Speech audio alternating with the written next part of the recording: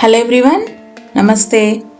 మనం బేకరీకి వెళ్ళినప్పుడు ఇలా ఎగ్ పఫ్, కర్రీ పఫ్ కానీ లేదంటే ఇట్లా హాట్ చాక్లెట్, లావా చాక్లెట్ తెచ్చుకున్నా కానీ అవి చల్లపడితే వాటిని మనం ప్రీహీట్ చేసుకోవటానికి ఓవెన్ లేకపోతే ఈ విధంగా చేసుకోండి. దానికోసమని నేను ఒక మందపాటి గిన్నెలో నీళ్లు తీసుకుంటున్నాను, అడుగు గిన్నెలో. దానిపైన ఆ గిన్నెకి సరిపోయేటువంటి ఇంకొక స్టీల్ గిన్నె తీసుకొని దానిలో ఈ పఫ్స్ పెట్టుకుంటున్నాను. దాన్ని ఒక ప్లేట్తో క్లోజ్ చేస్తున్నాను. చూస్తున్నారు కదా, ఈ విధంగా కింద గిన్నెలో వాటర్ తీసుకొని పైన గిన్నెలో ఈ విధంగా పఫ్స్ పెట్టుకోండి. మంటని మీడియం ఫ్లేమ్లో పెట్టుకోండి. ఒక 10 నిమిషాల తర్వాత ఈ పఫ్స్ అన్నీ కూడా గోరువెచ్చగా అవుతాయి. అంటే మనం తినగలుగుతాము, ఈ యొక్క వేడి మనకి సరిపోతుంది. సో చూస్తున్నారు కదా, మనకి వేడి తెలుస్తుంది.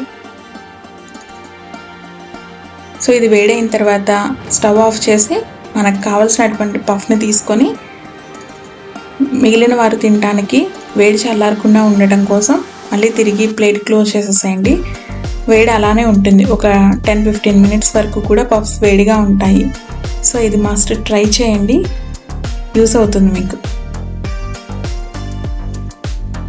నెక్స్ట్ హాట్ చాక్లెట్ని కూడా హీట్ చేసుకోవటం కూడా సేమ్ ఇదే మెథడ్లో హీట్ చేసుకోండి. ఈ కప్పు చిన్నగా ఉంటుంది కాబట్టి నేను చిన్న సైజు గిన్నెలు 2 తీసుకున్నాను. కింద ఉన్నటువంటి గిన్నె, అడుగు మందంగా ఉన్న గిన్నెలో ఈ విధంగా వాటర్ పోసి దానిపైన ఈ చిన్న బౌల్ పెట్టి ఈ బౌల్లో ఈ చాక్లెట్ లావాని పెట్టాను. దానిపైన స్టీల్ మూతతో క్లోజ్ చేస్తున్నాను. దీన్ని స్టవ్ పైన లో ఫ్లేమ్లో ఒక 10 మినిట్స్ పాటు వేడి చేయండి.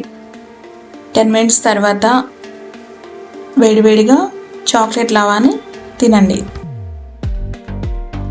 సో ఎప్పుడైనా సరే చాక్లెట్ లావా కానీ ఇటువంటి క్రీమీ టెక్స్చర్లో ఉన్నటువంటి ఏవైనా హాట్ చాక్లెట్స్ తెచ్చుకున్నప్పుడు అవి చల్లారకుండా ఈ విధంగా హీట్ చేసుకొని తినండి, చాలా బాగుంటుంది.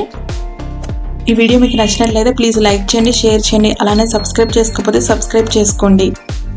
Thank you for watching.